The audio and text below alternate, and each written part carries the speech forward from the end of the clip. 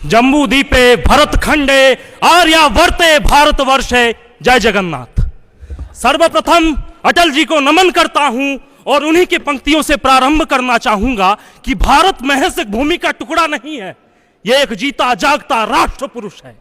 यह वंदन की धरती है, यह अभिनंदन की भूमि है, यह अर्पण की भूमि है, यह तर्पण की भूमि है। इसका बिंदु बिंदु हमारे लिए गंगा जल है, इसका कंकर कंकर हमारे लिए शंकर है। हम जिएंगे तो इस भारत मां के लिए, हम मरेंगे तो इस भारत मां के लिए। और मरने के बाद भी गंगा में बहती हुई हमारी अस्थियों को अगर कोई कान लगा करके सुनेगा तो उससे सिर्फ एक ही आवाज आएगी, भारत माता की जय। सदन की गरिमा को मेरा प्रणाम, उपस्थित सभी श्रोतागण को मेरा नमस्कार। कला और संस्कृति की पावन धरती जगन्नाथ के धाम उड़ीसा राज्य तथा नेहरू युवा केंद्र मयूरभंज का प्रतिनिधित्व करते हुए उत्कल विश्वविद्यालय के पत्रकारिता विभाग का छात्र मैं किशन कुमार साहू आज विश्व के सबसे बड़े प्रजातंत्र के मंदिर संसद में उपस्थित हूं श्री अटल बिहारी वाजपेयी जी के जीवन पर अपने विचार व्यक्त करने के हेतु। मध्य प्रदेश के ग्वालियर में जन्मे वो परम पूजनीय श्री अटल बिहारी वाजपेयी जी, जिनके बारे में मैं जितना कहूं उतने शब्द कम है। एक ऐसा व्यक्तित्व जिसका विरोध विरोधी तक करने से हिचकिचाते थे। इस हिंद राष्ट्र के चट्टानशील प्रधानमंत्री जो केवल कहते नहीं थे बल्कि उस कार्य को उम्मीद से बढ़कर निपुणता के साथ करके दिखाते थे। चाहे मैं वर्णन करूं पोखरण में परमाणु परीक्षण की या कारगिल में फतेह ऑपरेशन विजय की, मैं वर्णन करूं सर्वप्रथम जीएसटी मॉडल सराहना की या मैं बातें करूं फॉरेन पॉलिसीज की, मैं बातें करूं टेलीकॉम रिफॉर्म्स की या फिर मैं बातें करूं सर्व शिक्षा अभियान की। अटल जी अपने जीवन के प्रथम दौर में एक पत्रकार हुआ करते थे और राष्ट्र निर्माण में एक पत्रकार की भूमिका क्या होती है इसका जीवंत उदाहरण श्री अटल बिहारी वाजपेयी जी थे। वो अटल जी ही थे जिन्होंने पहले प्रधानमंत्री के रूप में हिंदुस्तान से लाहौर तक का सफर बस से तय किया और इसी जरिए पहली बार हिंदुस्तान और पाकिस्तान सीधी बस से जुड़े। पाकिस्तान के लाहौर में मीनारे पाकिस्तान में अटल जी ने लिखा कि भारत चाहता है कि पाकिस्तान एक खुशहाल और समृद्ध राज्य बना रहे। यह पहली बार था कि किसी भारतीय नेता ने पाकिस्तान की समृद्धता पर जोर दी थी। जी हां, वो महान विचारधारा वाले मर्यादा पुरुष अटल बिहारी वाजपेयी जी ही थे जिनका यह मानना था कि अपनी तरक्की के साथ दूसरों की भी तरक्की हो। वो अटल बिहारी वाजपेयी जी ही थे जिन्होंने सर्व शिक्षा अभियान लागू करके देश में शिक्षा की व्यवस्था को सुधारा था और साथ में यह नारा भी दिया था, आओ स्कूल चले हम, आओ स्कूल चले हम।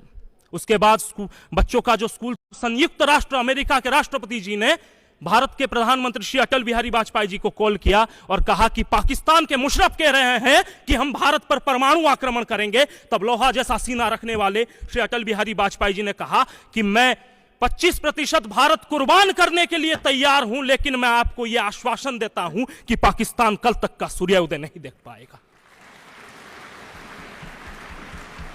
ऐसा लोहा जैसा सीना रखते थे श्री अटल बिहारी वाजपेयी जी।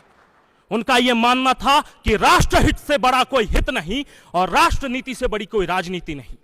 उनका संसद का वो भाषण जो उन्होंने इसी लोकतंत्र के मंदिर में दिया था वो हमेशा यादगार रहेगा कि सत्ता का खेल तो चलता रहेगा, सरकारें आएंगी जाएंगी, पार्टियां बनेंगी बिगड़ेंगी, लेकिन ये देश रहना चाहिए, इस देश का लोकतंत्र रहना चाहिए। कुछ ऐसे थे हमारे अटल बिहारी वाजपेयी जी।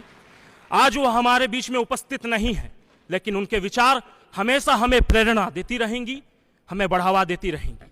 अटल बिहारी वाजपेयी केवल एक व्यक्ति नहीं है, यह एक व्यक्तित्व का नाम है और व्यक्तित्व कभी मरते नहीं। अंतिम में अटल जी को श्रद्धांजलि देते हुए कुछ पंक्तियां कहकर विदाई लेना चाहूंगा। जो है अटल, जो है प्रखर, जो निडरता और देश प्रेम का भाव है, जिसे पूरे देश का सम्मान है, परम पूजनीय श्री अटल जी उनका नाम है और उन्हें मेरा कोटि कोटि प्रणाम है। जय हिंद, जय भारत, जय अटल। दूसरे स्वतंत्रता संग्राम में जूझने की आवश्यकता है।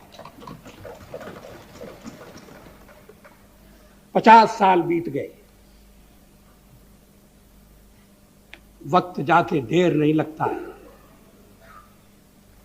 आधी सदी गुजर गई, लेकिन आधी सदी हमारे सामने है। नई शताब्दी हमारे दरवाजे पर दस्तक दे रही है। नया युग आने वाला है। और हम जब 50 साल का लेखा जोखा लेने के लिए बैठे हैं, स्वाभाविक है कि हमारा ध्यान इस बात की ओर जाए कि आखिर हमने जो उपलब्धियां प्राप्त की हैं, उन सब के बावजूद देश